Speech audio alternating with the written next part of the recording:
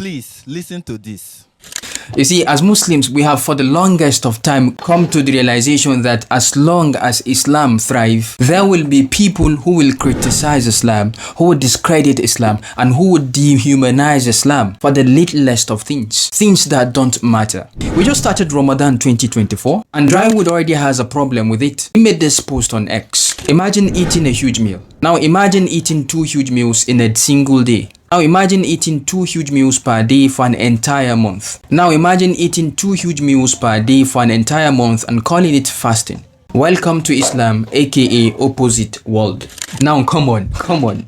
If not that I know for a fact that Drywood is the man behind this account, I would have been forced to believe that a kid wrote this. The level of immaturity here should be studied. This is for Drywood and those who think like him. Why don't you go educate yourself on how the Prophet, peace be upon him, has taught the Muslims how to eat, the amount of food that should be eaten in order to be healthy and remain healthy. To be honest, the doctor attached to your name, Mr. Drywood, is an insult to those who merit it. Remove it. Now this brings me to another ignoramus, David Atherton, aka Jackass. A hardcore Islamophobe and a selfish smoker. At least this is what he calls himself. Jackass made a post on this beautiful little girl from Saudi Arabia. He said, what kind of a culture expects a 2 or 3-year-old to cover her face? They say this is funny because he was able to expose to the world his ignorance and arrogance at the same time. His ignorance in the sense that no culture, and by extension the Islamic culture, has ever asked little girls to cover their face. As a matter of fact, when the Quran addresses the hijab or the jilbab, it categorically says, Ya ayyuhan nabiyyu kulli azwajika, O you prophet, say to your wives, وَبَنَاتِكَ, and your daughters. Here the Prophet's daughters are fully grown women and not little girls. وَنِسَاءِ الْمُؤْمِنِينَ, and the women of the believers, أَنْ يُدْنِينَ عَلَيْهِنَّ مِنْ جَلَابِيبِهِنَّ, that they should bring down over themselves of their outer garments. The command is generally for women and not little girls. Secondly, his arrogance. His arrogance in the sense that he was immediately called out by Madbit X, who said, spreading misinformation can have serious repercussions. It's important to verify facts before sharing them. Let's promote honesty and constructive dialogue for a better society. Then Jackass responded by saying, what have I missed?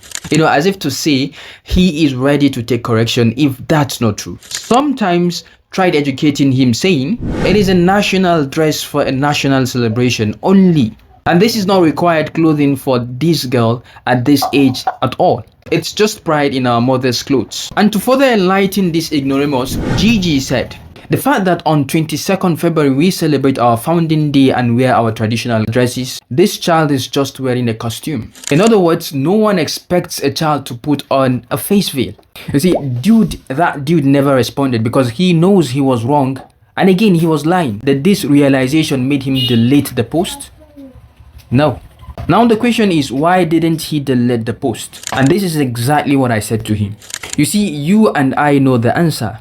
It is nothing more than the hate for Islam and Muslims. And the best part of all this is the fact, or is the saying of Allah subhanahu wa ta'ala, Wallahu mutimmu nurihi walau kariha al-kafirun. And Allah will complete his light even if the disbelievers hate it. Obviously, Mr. Jackass hate the truth. He was told the truth, but then he ignored it. And this is the case for every Islamophobe out there. They know the truth, or let's give them that excuse. They don't know the truth, but if they are told the truth, they ignore as if they didn't see it. But as I say, Assalamu alaikum wa rahmatullahi wa barakatuh. Ramadan Mubarak.